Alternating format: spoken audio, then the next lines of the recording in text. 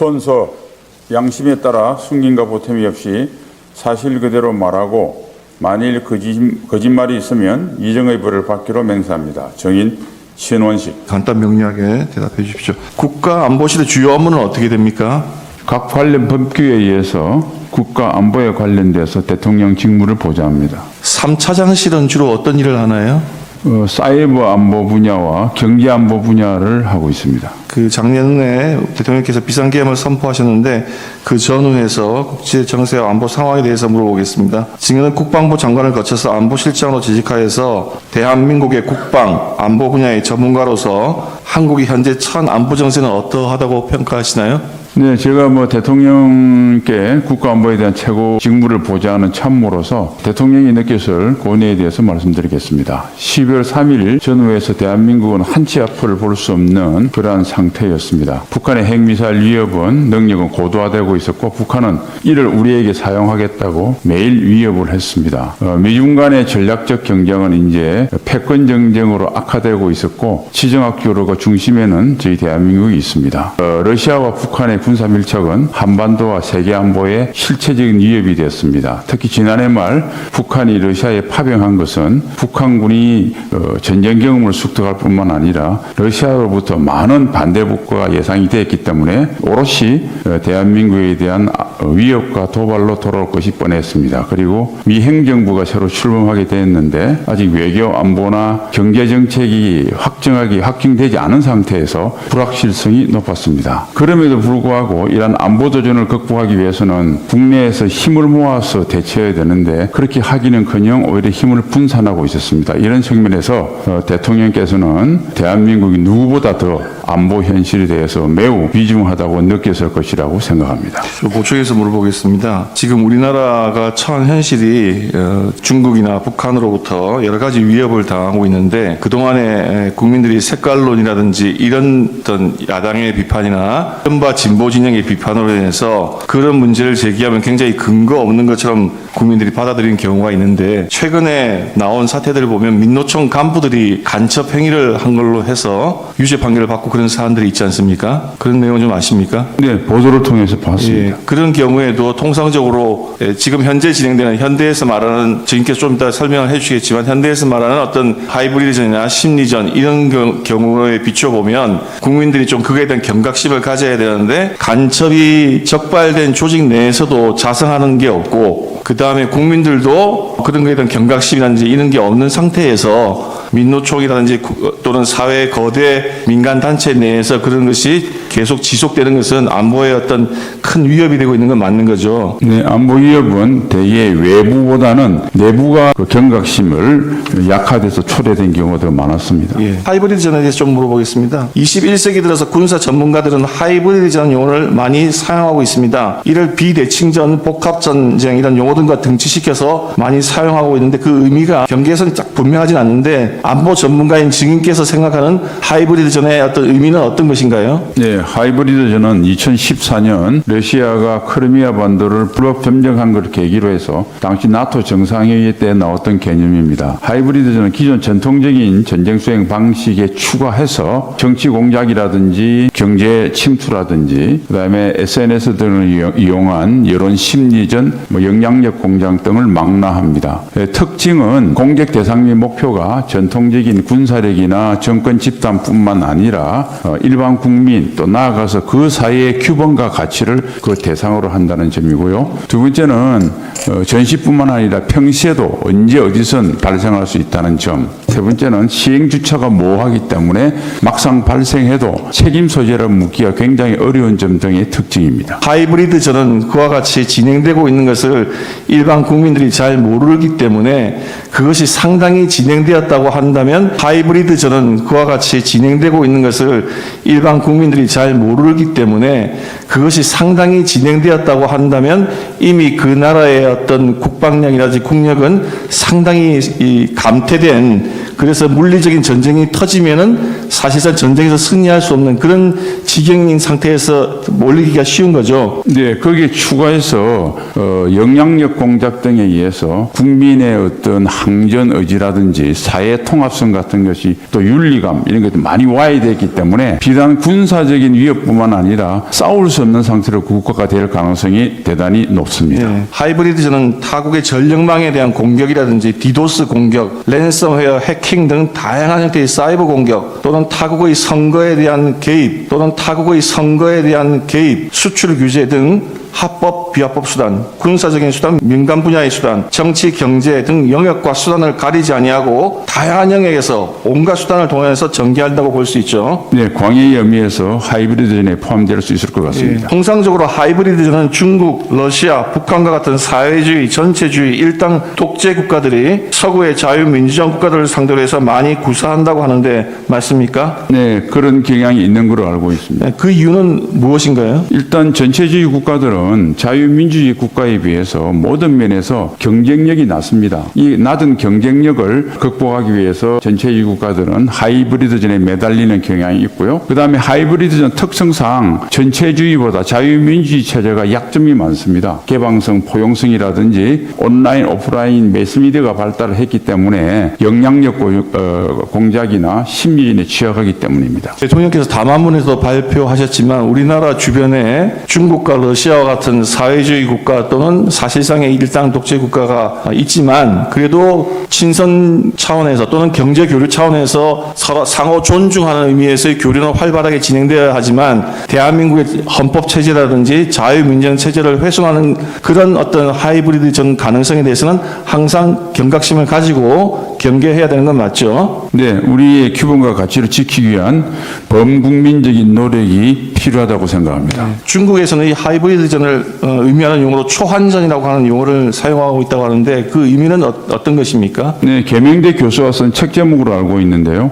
한계를 초월한 전쟁. 그래서 하이브리드전과 유사한 개념으로 알고 있습니다. 지금 최근에 전 세계에서 좀 이슈가 되고 있는 것 중에 중국이 다른 나라의 국가의 선거에 개입하는 사례들이 많이 보도가 되고 있습니다. 한국 언론에서는 그게 많이 이슈가 되지는 않지만 세계에 지금 그게 많이 이슈가 되고 있는데 중국은 타국의 선거에 개입하는 정치 공작, 가짜뉴스나 거짓 정보 확산을 통해서 타국의 위해를 가하는 인지전, 여론전 또는 ICT 기술을 이용한 사이버전 등 이런 전법을 종합해서 많이 사용하고 있는 걸로 알고 있죠. 네, 그런 보도를 본 적은 있습니다. 중국인들이 외국에 나가서 사는 경우가 많은데 중국은 이렇게 외국에서 활동하는 기업, 그 나라에 체류하는 중국 교민, 중국 유학생들을 통해서 친중 정치인들에게 정치 자금을 제공하거나 또는 지지하는 여론을 확산하거나 선거에 있어서 그 후보에게 반대하는 그 상대 후보에 대한 허위 뉴스를 퍼뜨리거나 등 다양한 방법으로 타국의 정치에 개입하는 사례가 종종 발생하고 있는데 지금 이런 사례에 대해서 좀 아시나요? 뭐 해외에서 그런 적이 있다고 하는 보도를 본 기억은 있습니다.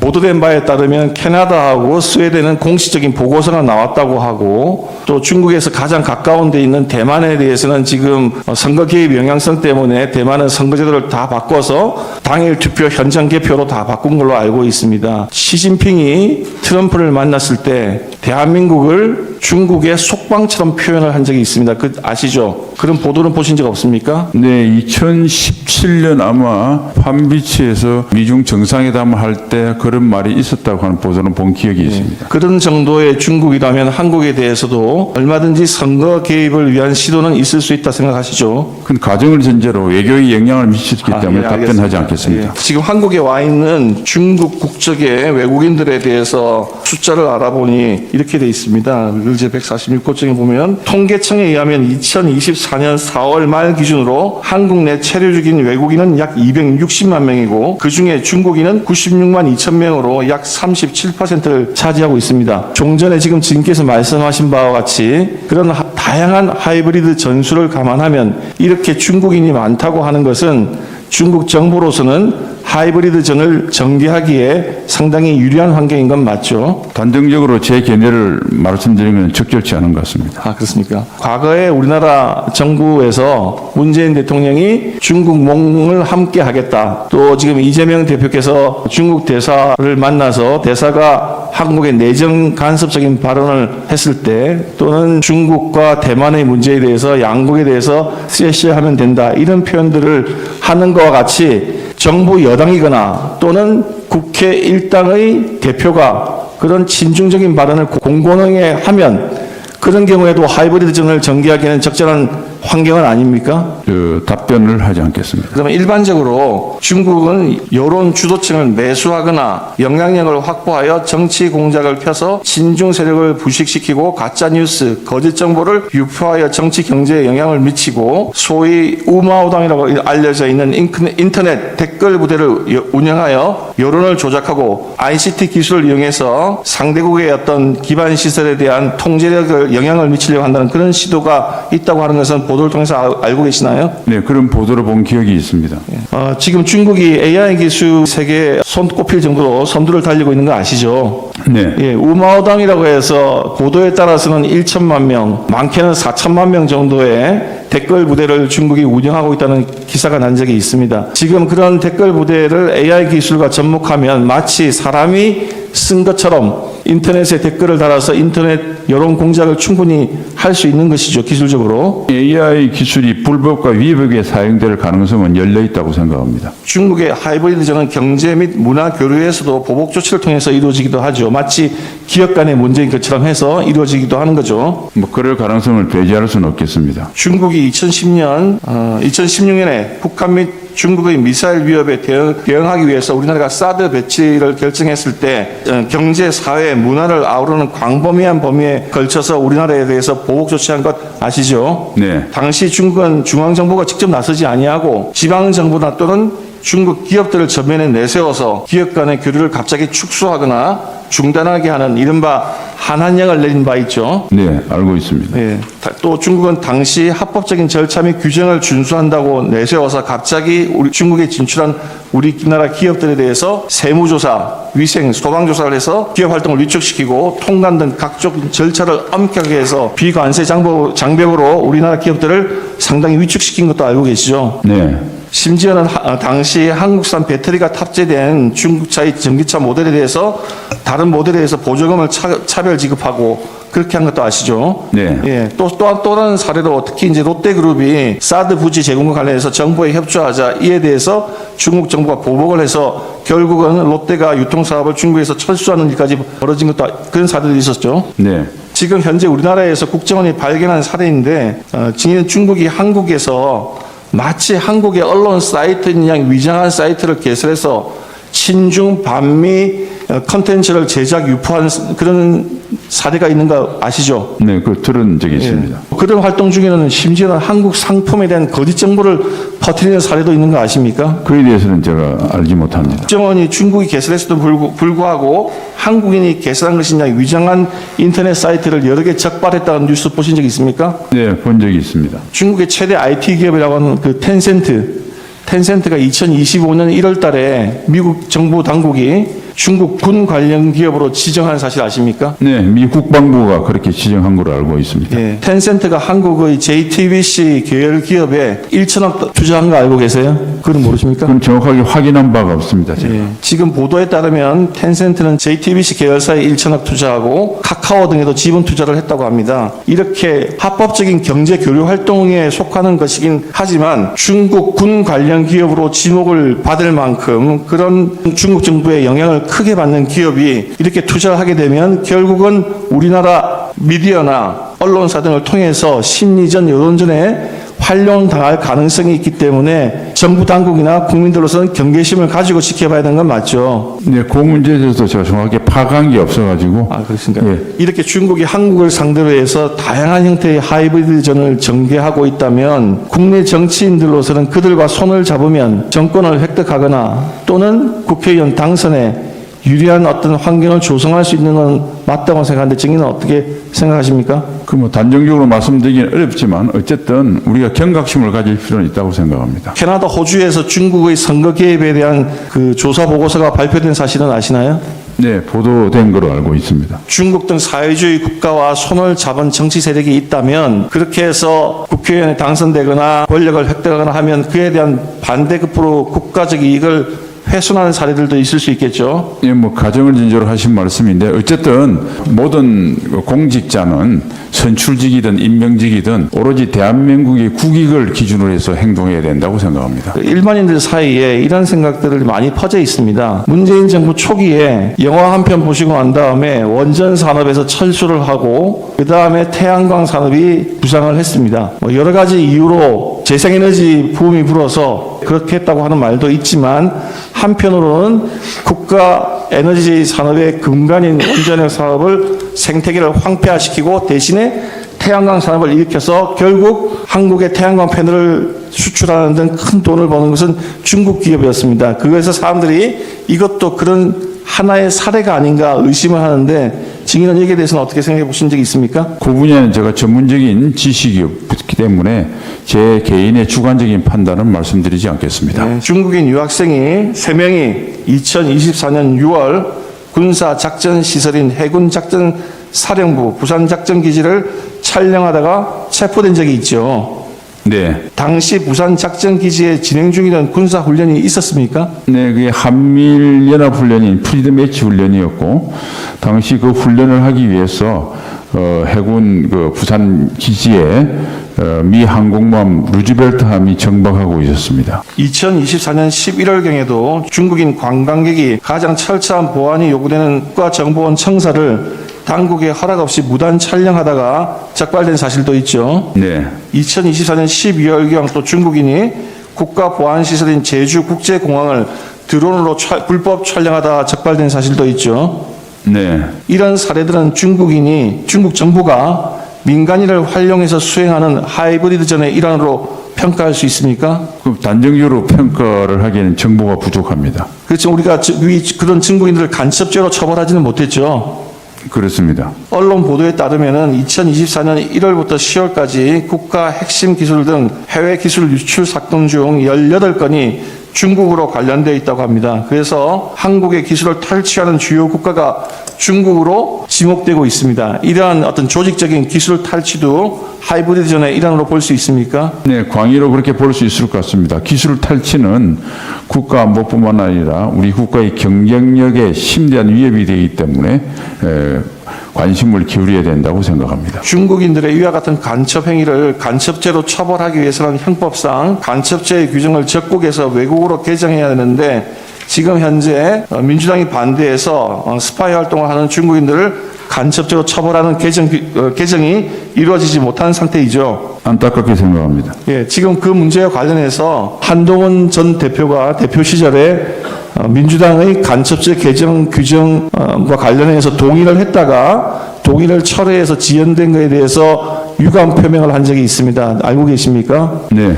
현재는 그게 법사위원회에 계류 중이라고 하는데 시기가 그때 여야 합의로 개정하기로 했으면 벌써 수개월 전에 끝났어야 될 문제인데 지금 현재도 법사위원회 계류 중이고 미뤄지고 있어서 이런 처벌 규정을 활용할 수가 없게 된 상황이죠. 네, 안타깝게 생각합니다. 민주당이 장악한 국회가 2024년 12월 6일 날 국회에서의 증언 감정에 관한 법률안을 개정안을 제출을 했습니다. 국회 증인으로 나온 증인이 증언하면서 개인정보 보호라든지 기업 영업 비밀 보호를 이유로 자료 제출을 거부할 수 있는 예외를 아예 없애버려서 앞으로 기업가가 법정에 증인으로 출석하는 경우에는 기업 비밀이 해외로 유출될 수 있고 핵심 기술 관련 정보가 외국 특히 중국으로 유출될 수 있는 그런 위험이 발생하게 되는 건 아시죠? 그런 법안이 지금 제출되는 거 아시죠?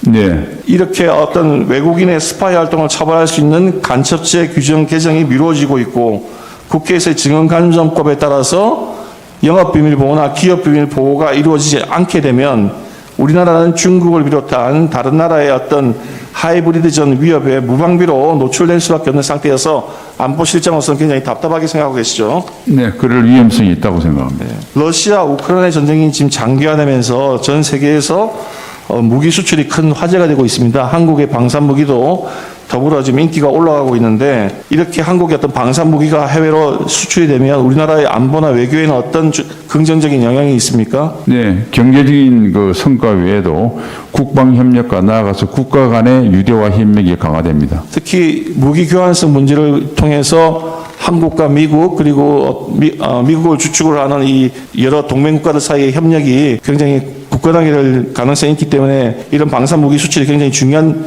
의미가 있는 것이죠. 네. 지금 근데 민주당은 국내 방산기업이 무기를 수출할 경우 국회의 동의를 받도록 하는 방해사업법 개정안을 당론으로 채택한 바 있습니다. 이렇게 되면은 방산무기 수출이 사실상 굉장히 어려워지게 되는 거 맞습니까? 그렇습니다. 국정원이 2023년 10월경 중앙선거관리위원회를 한번 보안 점검을 했습니다.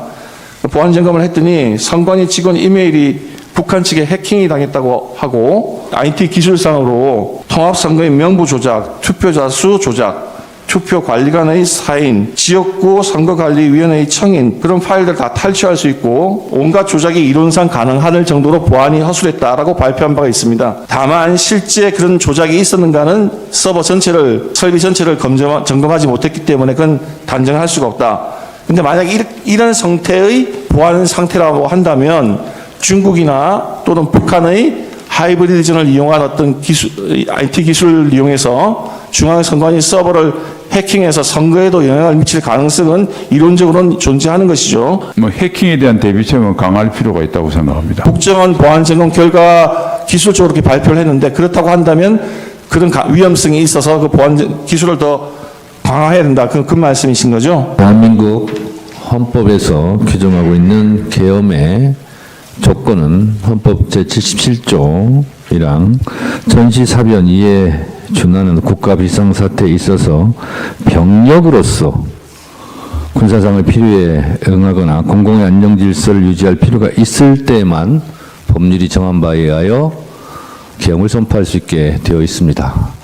아마도 본능적으로 신원식 증인은 이러한 사항을 알고 있지 않았나, 그래서 계엄을 반대하지 않았나, 그렇게 저는 생각이 들었습니다. 피청구인은 야당에 대한 경고성 그리고 짧은 계엄을 했다고 주장을 합니다. 그런데 경고성이라면 비상계엄 선포문에 옐로우 카드가 아닌 레드 카드보다 더 심한 야당과 국회에 대한 용어는 쓰지 않지 않았을까라는 생각이 듭니다. 국회를 범죄자 집단의 소굴이라고 표현했고, 또 이게 야당을 지칭한 거라면 더 문제가 있을 텐데 국회 야당을 지칭한 걸로 보이는데요. 국민의 자유와 행복을 약탈하고 있는 폐악질을 일삼는 파렴치한 종북 반국가 세력을 일거에 척결하고자 계엄을 선포한다고 했습니다. 과연 이게 국회에 대한 경고성과 어울리는 용어일까, 이런 생각이 들었습니다. 그러면서 줄탄핵, 예산 폭거, 특검 이런 것을 예를 드는데요. 이 탄핵과 예산과 특검은 엄연한 대한민국 국가에서 헌법적으로 법률적으로 보장하고 있는 국회의 권한입니다. 그 권한 행사가 마음에 들지 않는다 하여 국회를 척결의 대상, 반국가 집단, 범죄자 집단의 소굴로 국회를 인식했다면 이것이 과연 경고성이었을까라는 의구심은 저는 가지고 있습니다. 국회에 대해서 줄탄핵 말씀하시는데 국회에 있는 저로서는 늘 거부권이라는 말로 돌려보내드리고 싶습니다. 무려 거부권은 역대 대통령이 상상할 수 없을 정도의 25차례 정도의 거부권을 행사했습니다. 정말 경고성이었다라면 그냥 경고하면 될 것을 헌법에서 보장하고 있지 않는 엄연한 헌법 파괴 행위인 국회에 군대를 보내지 말았어야죠. 청구인은 아무 일도 일어나지 않았다라는 식으로 태연하게 말씀하시는데 지금 신원식 안보실장 등 많은 국무위원들이 이곳 헌법재판소와 국회 증인으로 지금 소환되고 있고 수사기관이 수사를 받고 있고 내란죄로 중형을 받을 처지에 있을 뿐만 아니라, 그리고 하늘의 별이라는 군 장성들이 수십 명이 지금 수사받고 내란죄로 중형을 받을 처지에 있습니다.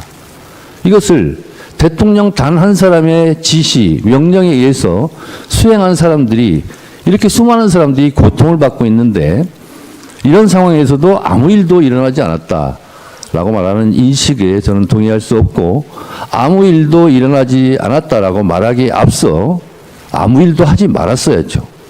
그렇다면 이런 일이 없었겠죠. 그래서 오늘 또다시 두 가지만 말씀드리자면 제가 국회 소추위원으로 법사위원장으로 간첩죄에 대해서 거대 야당이 막았다고 그러는데 저희는 막은 적이 없습니다. 법안 소위나 그리고 법사위 전체회의에서 여러 가지 조정할 필요가 있고 좀 심사숙고할 필요가 있기 때문에 공청회 등 그런 수기 과정을 거치자라고 해서 지금 보류되어 있는 상태지 야당이 결코 막았거나 이것이 간첩죄가 무산됐다거나 한 일이 없습니다. 그리고 아까 증언 과정에서 나왔다시피 초급 간부에 대한 국방 예산은 정부의 편성권을 갖고 있는 편성을 자체를 하지 않은 걸 가지고 야당의 책임을 떠넘기는 것은 참으로 비겁한 일이다 이렇게 생각이 들어서 하나하나 팩트 체크도 진실이 드러나고 있는 만큼 또 야당에 대한 경고성 개혁은 결코 아니었다라는 생각이 저는 듭니다. 이상입니다. 예, 본인께 의견 전술 기회 드리겠습니다.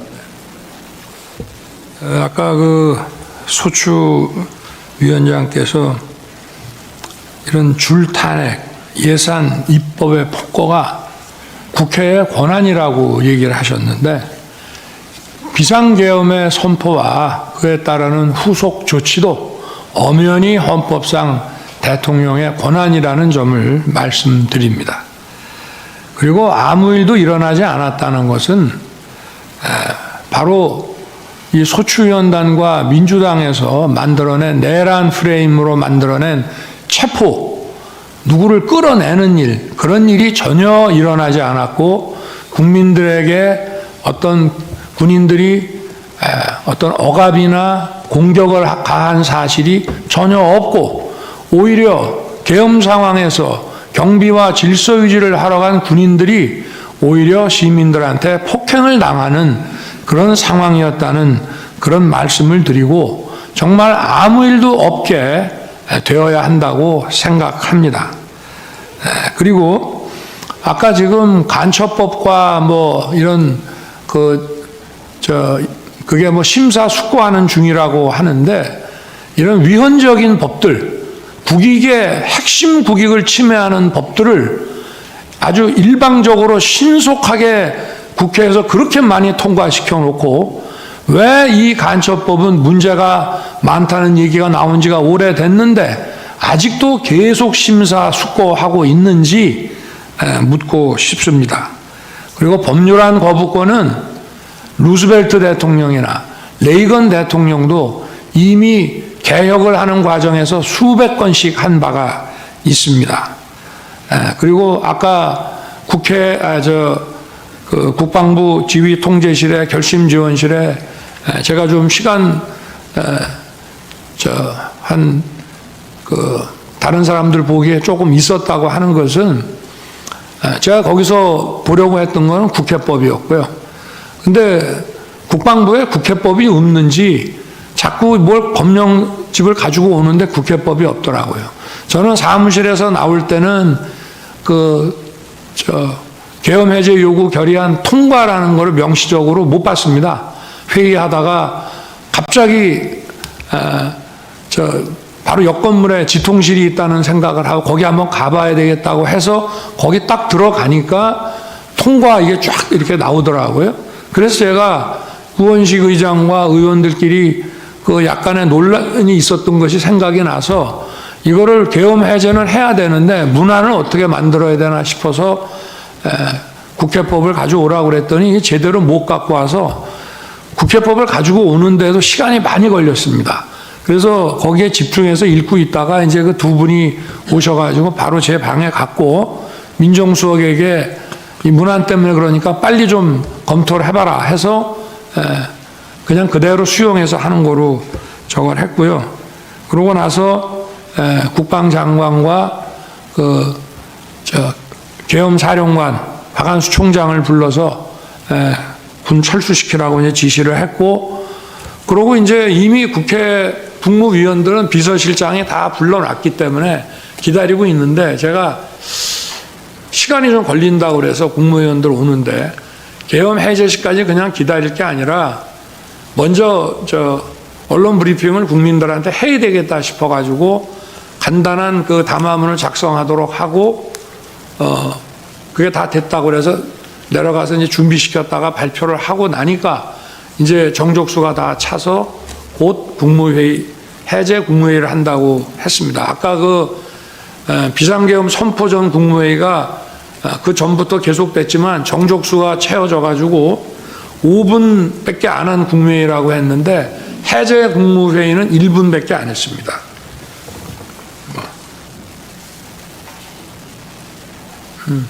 아니, 그리고 간첩죄 개정 문제도 개정하기로 여야가 이미 합의를 다 해놓고 그 중국인 그 문제가 생기니까 갑자기 야당에서 보류한 거를 다시 한번 말씀드리겠습니다. 네, 이상입니다. 예. 백종욱 정인 오셨습니까? 예. 그 정인, 신원식 정인께서 오늘 고생 많으셨고요. 예, 돌아가시면 되겠습니다. 예. 휴정하고요. 4시